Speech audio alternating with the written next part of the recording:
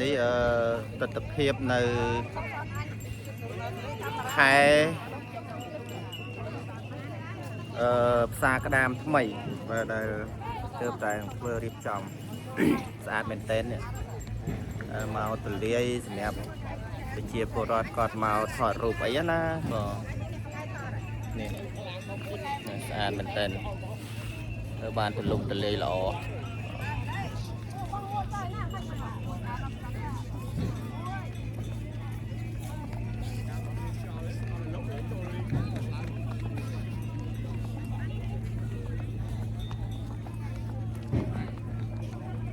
នេះបើមានពេលល្ងាចមើលថ្ងៃលិចស្អាតទីធ្លានេះណាហើយយើងមើលផែទៅខាងក្រោយនោះគឺញកទៅសមុទ្រ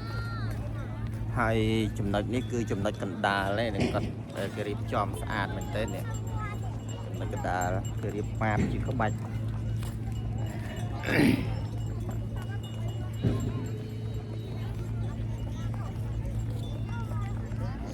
កំមុនផ្សារក្តាម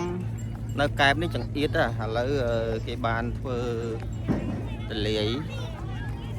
ដោយរុះរើហើយចាក់ផែបំពេញបន្ថែមថ្មីផែថ្មីនេះធំទលាយបង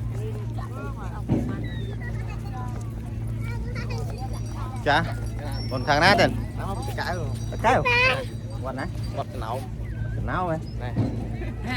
កៅទៅតាស្វែងពីហើយមុនមកច្រើនណាមកមកអង្គមកមួយតែកណាបៃកបាសសបាយណាមុនណាមុនហើយទៅសបាយណា